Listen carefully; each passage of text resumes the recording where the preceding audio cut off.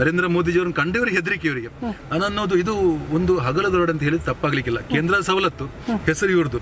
ಈ ರೀತಿಯಾಗಿ ಎಲ್ಲ ಎಲ್ಲ ಇದನ್ನ ವಿಚಾರವನ್ನ ಜನರಿಗೆ ತಲುಪಿಸುವಂತ ಕೇಂದ್ರ ಸರ್ಕಾರ, ಅದರಲ್ಲಿ ಇವರು ಕೇಂದ್ರದ ಜೊತೆ ತಿಕ್ಕಾಟ ಮಾಡಿದ್ದಾರೆ. ಅಂದ್ರೆ ಇವರಿಗೆ ಇವ್ರದೇ ಹೆಸರು ಬೇಕು ಬಿಟ್ರೆ ಇವರಿಗೆ ಬಡ ಜನರ ಅಭಿವೃದ್ಧಿ ಬೇಡ. ಆ ಕಾರಣಕ್ಕೆ ನಾನನ್ನೋದು ಸುಮಾರು ರಾಷ್ಟ್ರೀಯ ಹೆದ್ದಾರಿಗೆ ಕಳೆದ 5 ವರ್ಷದಲ್ಲಿ 23,000 ಕೋಟಿ, ಎಷ್ಟು ರಾಷ್ಟ್ರ 23,000 ಕೋಟಿ ಕೊಟ್ಟಿದ್ದಾರೆ. ಒಂದೇ ವರ್ಷದಲ್ಲಿ 24-25ರಲ್ಲಿ ವಾಪಸ್ 25,000 ಕೋಟಿ ಕೊಟ್ಟಿದ್ದಾರೆ. ಇದು ಅಂಕಿಅಂಶ ನೀವು ನೋಡಿದ್ರೆ ಸಿಗ್ತದೆ. ನಾನನ್ನೋದು ನಾನು ಈಗ ಹೆಣ್ಮಕ್ಕಜೆ ಪಂಚಾಯತ್ನಲ್ಲಿ ನಾನು ಪ್ರತಿ ಮನೆಗೆ ಭೇಟಿ ನೀಡಿದ್ದೇನೆ.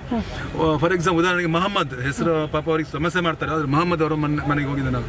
20 ವರ್ಷದಿಂದ ಅವರು ಮನವಿ ಕೊಡ್ತಿದ್ದಾರೆ. ಸುಮಾರು 50ರಷ್ಟು ಮನವಿ ಕೊಟ್ಟಿದ್ದಾರೆ. ಅವರಿಗೆ ರಸ್ತೆ ಆಗಲಿಲ್ಲ.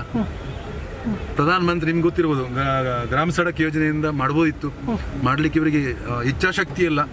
ಅದರ ಪಕ್ಕದಲ್ಲಿ ಗೋಪಾಲಣ್ಣ ಅವರ ಮನೆ, ಅವರು 25 ಜನ ನರಸನ್ನ ಜನಾಂಗದವರು. ಅವರು ಮನೆಗೆ ಬಂದರೆ ನಿಮ್ಗೆ ಗೊತ್ತು, ಮನೆ ಒಂದು ದಾರಿದ್ರ್ಯವನ್ನು ದೂರ ಮಾಡೋರು. ಆ ಜನಾಂಗ ತುಂಬ ಸಣ್ಣ ಸಮಾಜ.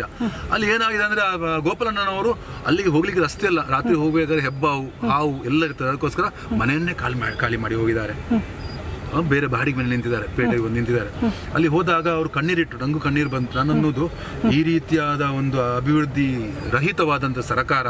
ಅದಕ್ಕೆ ಜನ LDF UDFನವರು ಕೂಡ ಅಲ್ಲಿರ್ತಕ್ಕಂಥ ಹಿಂದೆ ಓಟ್ ಹಾಕಿದವರು ಕೂಡ ಈ ಸಲ ಬದಲಾವಣೆ ಬೇಕು. ನಾನು ಈಗಾಗಲೇ ಸರ್ವ ಜನಾಂಗದ ಶಾಂತಿ ತೋಟದಂತೆ ಎಲ್ಲ ಜನ ಮುಸಲ್ಮಾನರು, ಕ್ರಿಶ್ಚಿಯನ್ರು, ಹಿಂದೂ ಎಲ್ಲ ಒಟ್ಟಿಗಾಗಿ ಸುರೇಂದ್ರ ರಂಜಿಯನ್ನು ಗೆಲ್ಲಿಸಬೇಕು. ಯಾಕೆ ಗೆಲ್ಲಿಸಬೇಕಾದ್ರೆ ಅವರು ಈ ಭಾಗದ ಅಭಿವೃದ್ಧಿಗೆ ಸಹಕಾರ ಆಗ್ತದೆ.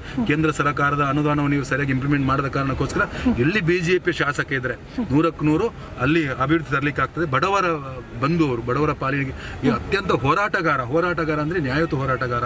ಎಲ್ಲರನ್ನ ಸರಿ ಒಟ್ಟಿಗೆ ತೆಗೆದುಕೊಂಡು ಹೋಗುವಂಥ ವ್ಯಕ್ತಿತ್ವ ಸುರೇಂದ್ರಜಿ ಅವರದು. ಅದಕ್ಕೋಸ್ಕರ ದೇಶಕ್ಕೆ ನರೇಂದ್ರ ಮೋದಿಜಿ, ನಮ್ಮ ಮಂಜೇಶ್ವರಕ್ಕೆ ಸುರೇಂದ್ರನ್ಜಿ.